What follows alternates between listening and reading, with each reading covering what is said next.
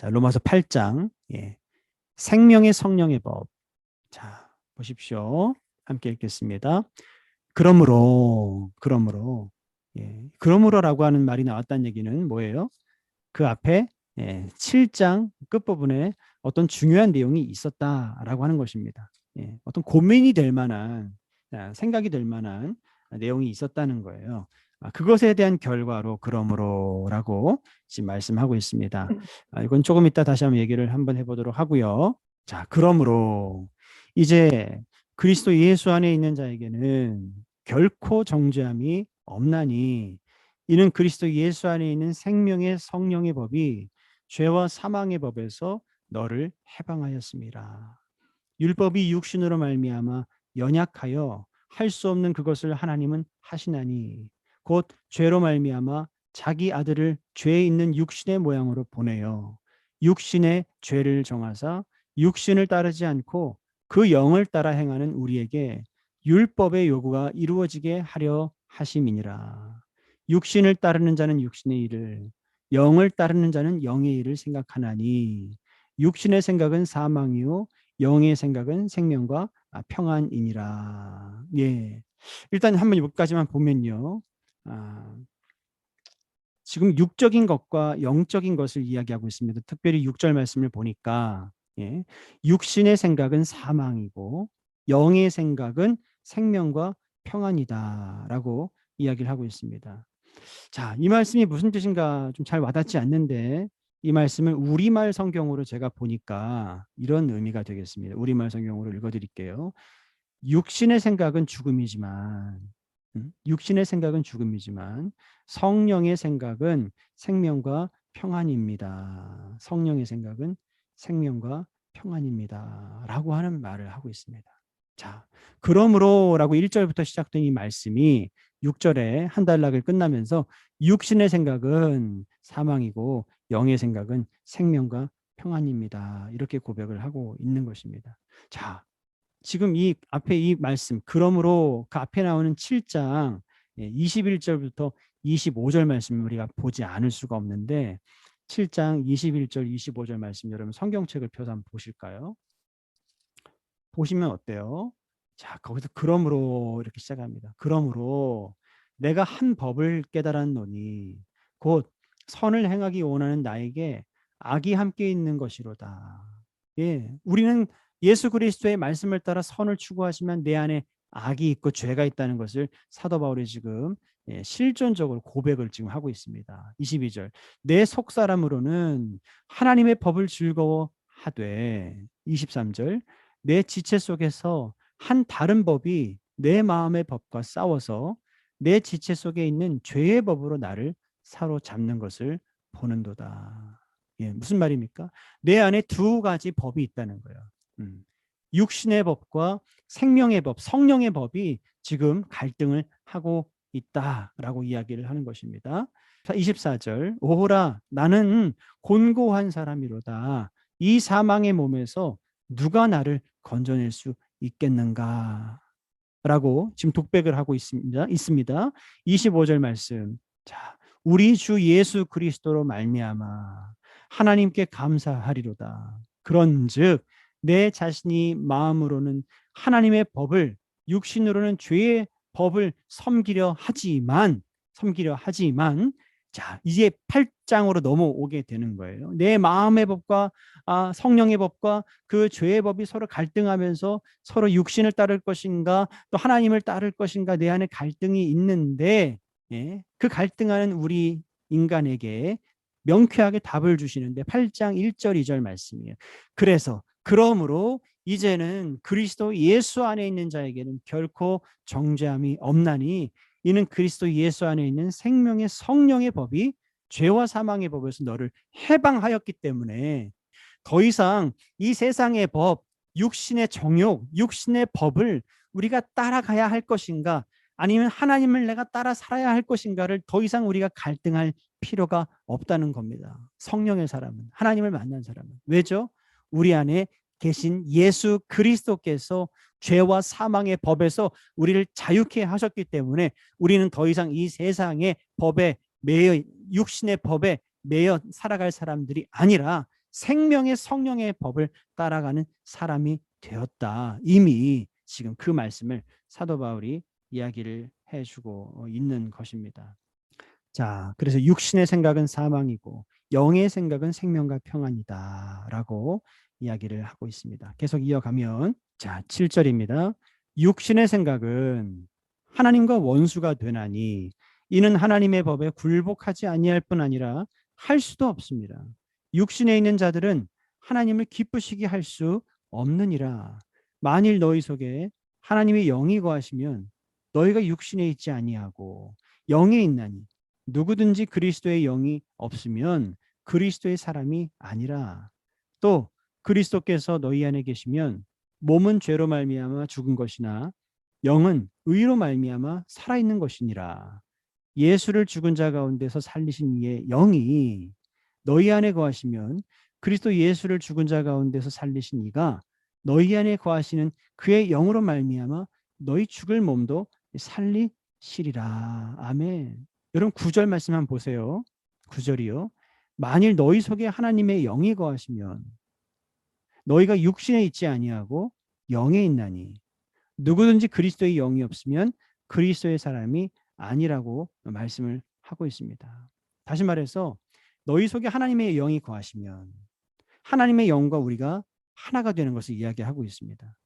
하나님의 그 성령과 우리가 하나가 된다면 그렇다면 우리는 생명을 얻게 될 것이다. 왜냐하면 생명은 하나님의 것이기 때문에 하나님의 소유이기 때문에 그렇다라고 하는 거예요. 우리가 육신으로 이 땅에서 살고 있지만 하나님의 영이 우리와 함께 하시면 성령님께서 여러분과 함께 하시면 우리는 이 세상에서 죽음 가운데 살아가지만 그 죽음 가운데서 우리는 무엇을 경험한다는 거예요? 생명을 경험하게 된다라고 하는 것입니다.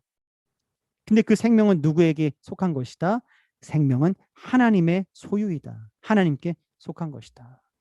이 말을 조금 다시 말씀드리면 하나님께서 살게 하신 만큼 우리는 산다는 말이에요. 하나님께서 살게 하신 만큼 우리는 살 수 있다. 또는 하나님께서 알게 하신 만큼 우리는 알 수 있다는 거예요. 하나님께서 깨닫게 하신 만큼 우리는 깨달을 수 있다는 겁니다. 쉬운 예로 저는 설교 준비를 하면서 많이 그걸 느끼는데요. 말씀을 이렇게 읽습니다. 말씀을 읽는데 말씀을 읽을 때 이것을 글로 문자로 이해를 하고 처음에 이렇게 쭉 읽어 나가잖아요.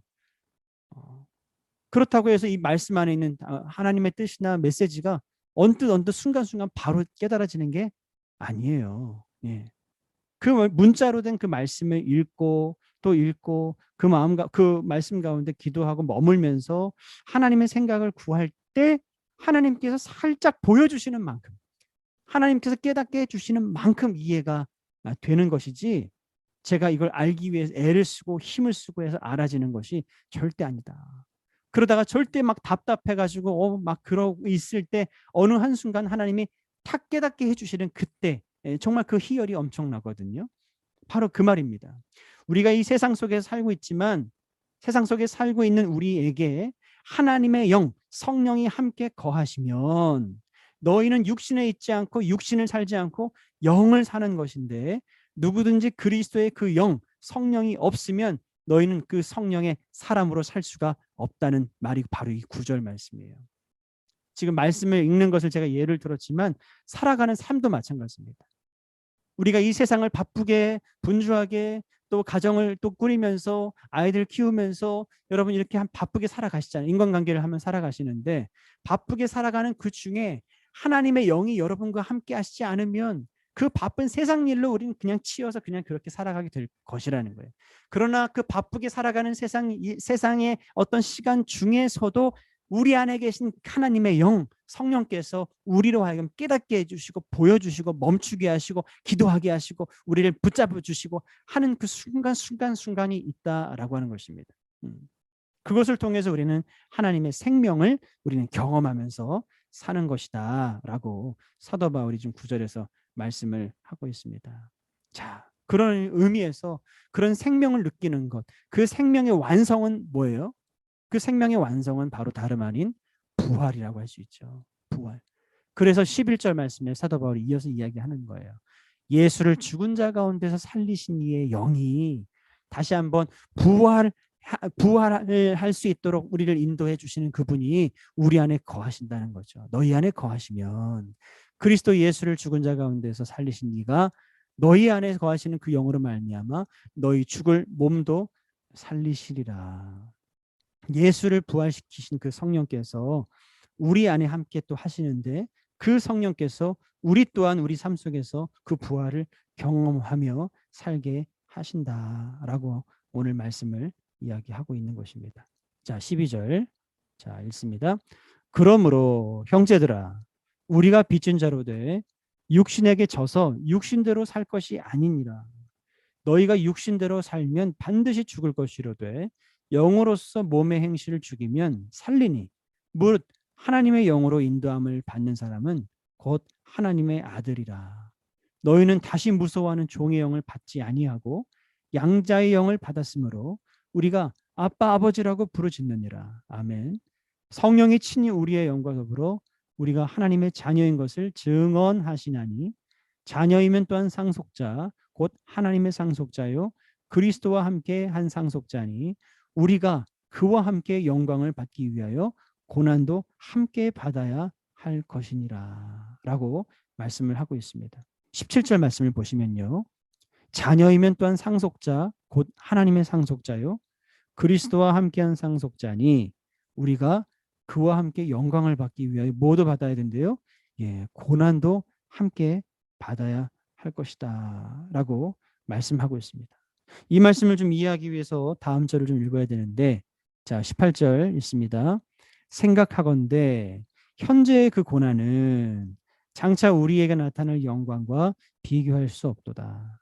피조물이 고대하는 바는 하나님의 아들들이 나타나는 것이니 피조물이 허무한 데 굴복하는 것은 자기 뜻이 아니요 오직 굴복하게 하시는 이로 말미암음이라.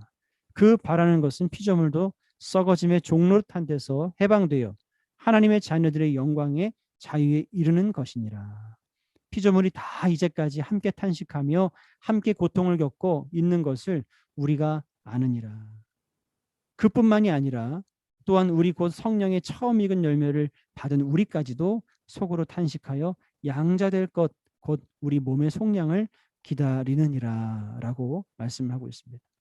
우리 앞에 17절 말씀에서 뭐라고 말씀하셨는가 하면 고난 없는 신앙은 없다. 고난 없는 신앙은 없다. 다시 말해서 탄식이라고 하는 말을 썼는데요. 탄식 없는 신앙은 없다라고 말씀을 하고 있습니다. 근데 22절 말씀을 보니까 피조물이 다 이제까지 함께 탄식하며 함께 고통을 겪고 있는 것을 우리가 아느니라라고 말씀하고 있어요. 예. 23절 보니까 그뿐 아니라 또한 우리 곧 성령의 처음 읽은 열매를 받은 우리까지도 속으로 탄식하여라고 되어 있습니다. 자, 22절에 보니까 피조물이 다 탄식한대요. 다 고통스러워한대요. 이 세상은 그런 세상이래요. 근데 보니까 23절 말씀에 성령을 받은 우리도 탄식한다 이렇게 되어 있습니다. 자, 세상 사람들이 세상에서 고통하면 우리 예수 믿는 사람들은 그 세상적인 고통으로부터 좀 자유하고 우린 좀 물질적인 어려움도 없고 우린 질병의 고통도 없고 세상에서 주는 환난도 없고 또 우리 예수 믿는 사람들은 성령 받은 사람들은 그걸 좀 피해가면 좋잖아요. 그렇죠? 예? 세상 사람들은 그것을 다 겪더라도 예수 믿고 구원받은 사람들은 세상의 어떤 어려움들을 다 피해가면 좋잖아요. 코로나 바이러스 예수 믿는 사람들은 좀 안 걸리고 교회에서는 안 나오고 그러면 좋잖아요. 경제적인 어려움 예수 믿는 사람들은 축복받고 그래서 경제적인 어려움부터 자유해지면 얼마나 좋습니까? 예수 믿는 사람들의 자녀들이 얼마나 축복되고 잘 되면 얼마나 좋아요. 그렇죠? 시집장가 잘 가고 좋은 학교 가고 예수 믿으니까 이렇게 축복받는다 이렇게 이야기하면 얼마나 좋습니까? 근데 사도 바울이 우리에게 이야기하는 것은 그게 아니라고 이야기를 하는 거예요. 22절 피조물이 다 함께 탄식한대요. 이 세상에 사는 사람들은 누구나 다 함께 탄식하며 고통을 겪고 살아가게 되어 있다는 거예요. 심지어 23절에 성령의 처음 익은 열매를 받은 우리까지도 탄식하면서 살아가게 된다. 우리도 똑같이 예수 믿는다고 피해가는 것이 아니라 똑같은 어려움, 똑같은 환난을, 똑같은 고난을, 똑같은 탄식을 하면서 우리도 살아가게 될 수밖에 없는 그런 존재다라고 이야기를 하는 것입니다. 그런데 중요한 것은 세상 사람들은 알지 못하는 게 있어요. 우리만 아는 게 있어요. 그게 뭘까요? 그것이 바로 무엇이냐 하면 23절 끝부분에 나와 있는 곧 우리 몸의 속량을 기다리는 것이다. 예. 우리 몸의 속량을 기다리는 것. 말이 조금 어렵죠. 몸의 속량이라고 하는 것이 조금 어려운데 이것은 무슨 말이냐면 몸의 속량은 여기서 말한 몸은요. 여러분 참고로 말씀드립니다만 성경에 신약이 특별히 몸, 육체 이런 이야기를 했을 때 두 가지로 이야기할 수가 있습니다. 하나는 한번 적으실 수 있으면 적어보세요. 하나는 사르크스라고 해요. 사르크스. 그 사르크스라고 하는 것은 어떤 육체, 어떤 몸이냐면요. 이렇게 살과 뼈가 있고 피가 있고, 그렇죠? 바로 이 단백질 덩어리, 예, 우리 육체 이것을 사르크스라고 이야기합니다. 근데 성경에 보면 이 사르크스라고 표현할 때도 있지만 또 다른 의미의 몸이 있는데 그것은 소마라고 이야기합니다. 소마. 이 소마는 어떤 뜻인가 하면은 이 뼈가 있고 살이 있고 이런 육체의 의미가 아니라 우리 인격을 이야기하는 거예요. 인격. 여러분 우리가 인격을 얘기할 때 우리의 뭐 정서적인 거, 그 사람의 성품도 이야기하지만 그 사람이 보이는 외모 이런 거 다 포함하는 거잖아요. 그걸 우리는 전인격적이다 이렇게 이야기를 하는데 제가 이렇게 지금 줌으로 지금 영상으로 지금 보고 있지만 우리 권사님들, 집사님들 한 분 한 분을 제가 인격으로 지금 제가 마주하고 있는 것입니다. 제가 여러분들을 뼈와 살로 이해하는 게 아니에요. 그렇죠? 여러분 한 분 한 분을 제가 볼 때 육체로 이해하는 게 아니에요. 여러분 한 분 한 분을 소마로 이해를 하는 거예요. 인격체로 제가 지금 여러분들을 바라보고 있는 것입니다. 그런 의미에서의 육체, 몸, 그것을 우리는 이야기를 하는 거예요. 지금 사도 바울이 이야기하고 있는 이 23절 끝부분에 우리 몸의 속량을 기다린다. 다시 말해서 우리 몸의 구원을 기다린다. 속량은 구원인데 우리 몸의 구원을 기다린다라고 할 때 이것은 사르크스가 아니라 육체의 부활을, 육체의 구원을 이야기하는 것이 아니라 소마, 우리의 전 삶, 우리의 모든 삶의 구원을 기다린다. 이렇게 이야기를 하고 있는 것입니다. 그러니까 우리의 인격이 구원돼야 되고 우리의 여러분의 그 심리적인 것도 여러분 구원을 받아야 돼요. 여러분의 정서적인 것도 구원을 받아야 돼요. 모든 것이 전 인격이 여러분 구원을 받아야지 여러분의 영만 구원을 받아서는 안 됩니다. 근데 이 사도 바울 이 당시에는 영과 육을 분리해서 생각하는 그 이원론적인 어떤 그런 생각들이 아주 가득했거든요. 사도 바울이 지금 이 편지를 쓰고 있을 당시에는 그 육적인 것과 영적인 것을 자꾸 구분 지으려고 하는 그런 이분법적인 어떤 그런 사조가 있었는데 그게 아닌 것이죠. 사도 바울이 이야기하는 것은 전인적인 구원, 육체를 포함한 우리 모두가 다 모든 것이 다 구원을 받아야 된다라고 이야기를 하고 있는 것이죠. 자, 그래서 24절 우리가 소망으로 구원을 얻었음에 보이는 소망이 소망이 아니니 보는 것을 누가 바라리요. 만일 우리가 보지 못하는 것을 바라면 참으로 기다릴지니라. 참으로 기다릴지니라. 예.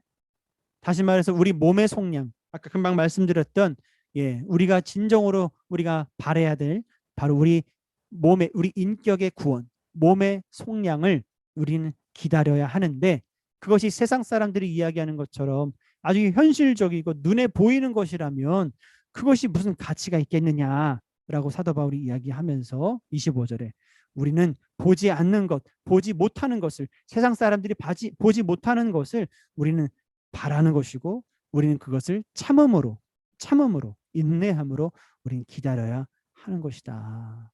자, 정리하면 피조물, 세상 사람들 또 우리 믿는 사람들 모든 사람들이 이 세상에 살 동안은 다 탄식하며 고통스러워한다는 거예요.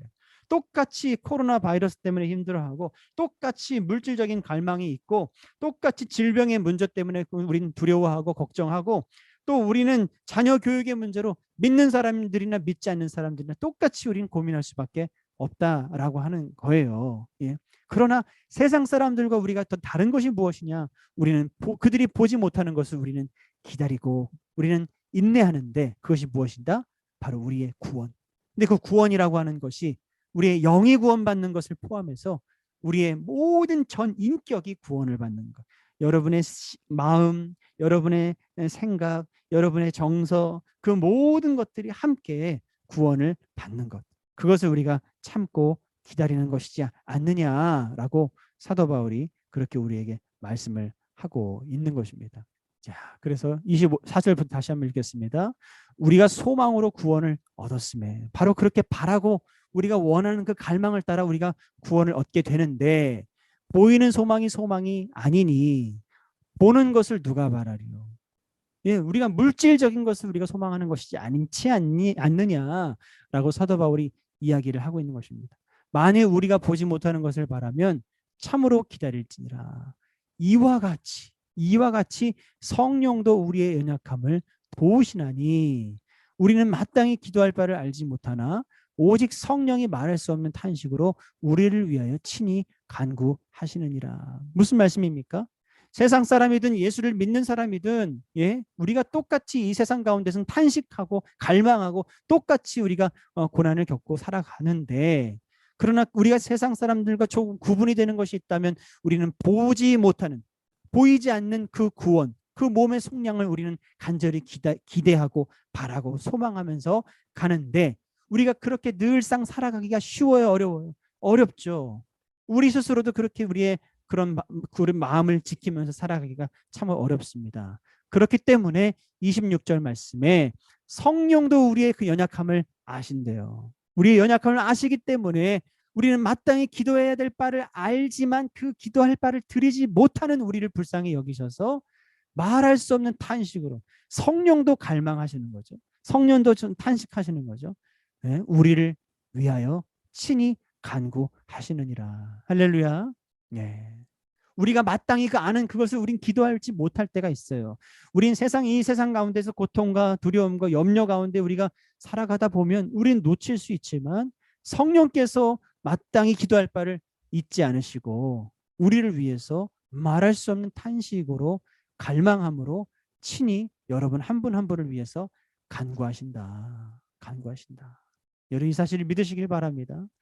27절에 그 마음을 살피시는 이가, 여러분의 지금 생각과 마음을 살피시는 그분께서, 예, 성령의 생각을 아시나니 이는 성령이 하나님의 뜻대로 성도를 위하여 간구하심이니라. 우리 뜻대로가 아니라 하나님의 뜻대로 우리를 위해 간구하신다. 예, 우리가 알거니와 하나님을 사랑하는 자 곧 그의 뜻대로 부르심을 입은 자들에게는 그렇기 때문에 모든 것이 합력해서 선을 이룰 수밖에 없는 것이지 않느냐라고 사도 바울이 그렇게 권면하고 있습니다. 그래서 29절, 하나님이 미리 아신 자들을 또한 그 아들의 형상을 본받게 하기 위하여 미리 정하셨으니 이는 그런 많은 형제 중에서 맏아들이 되게 하려 하심이니라.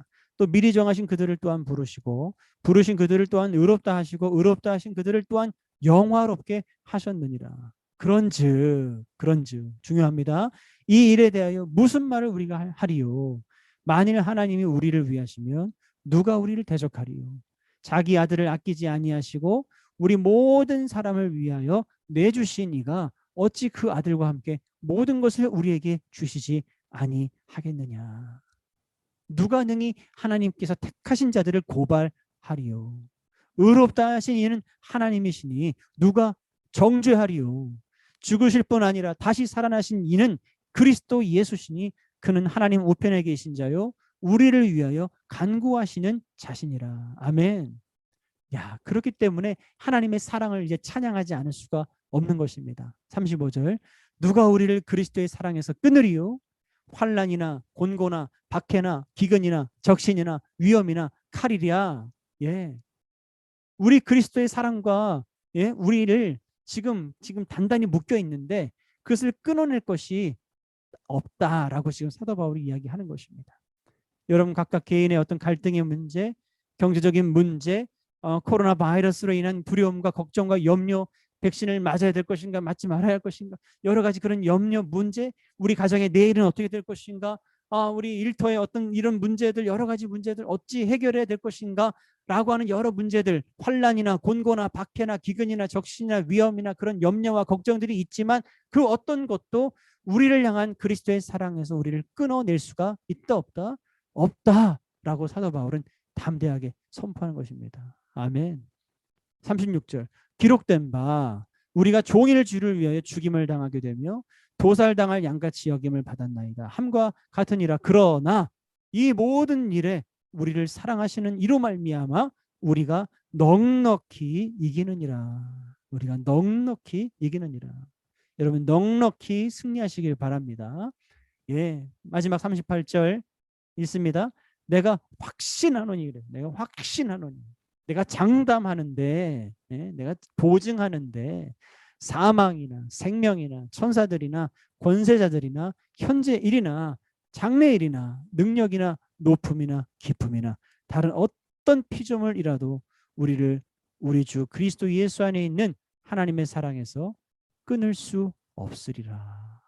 다시 말씀드립니다만 이 세상에 살아가는 동안 피조물들, 다시 말해 이 세상의 다른 사람들, 예수님을 알지 못하는 사람들, 또 성령을 받고 우리 예수 그리스도를 믿고 있는 우리들, 뭐 따로 예외 없이 우리 모두가 다 함께 이 세상 가운데서 탄식하고 고통 가운데, 고난 가운데, 우린 걱정과 염려 가운데 똑같이 우린 살아가게 되어 있다.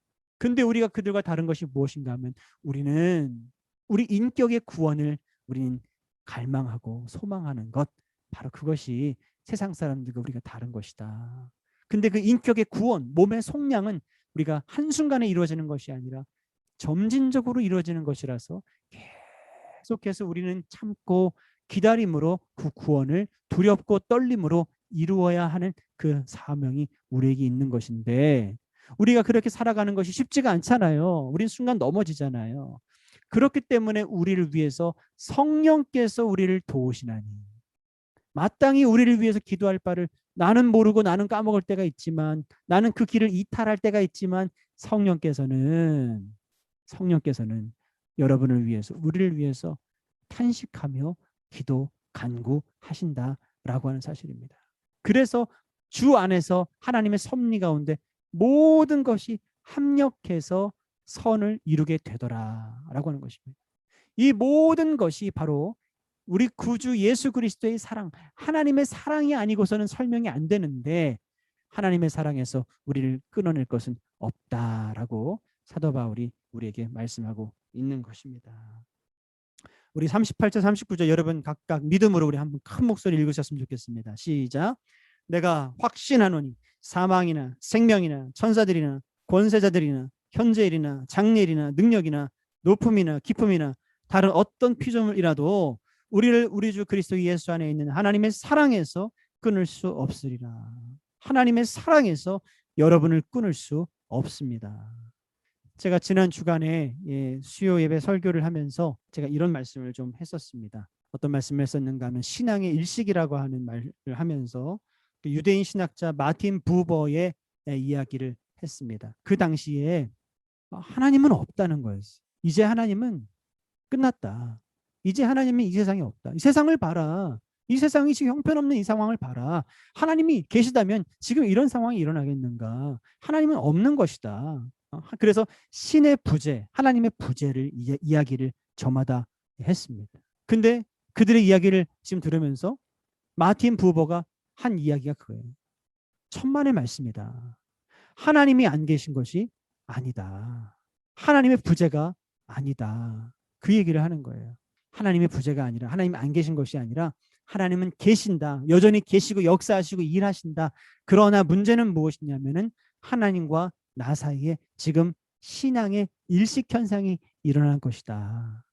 여러분 일식이 뭐예요? 태양과 지구 사이에 달이 딱 꽉 차 있는 것을 이야기하는 것입니다.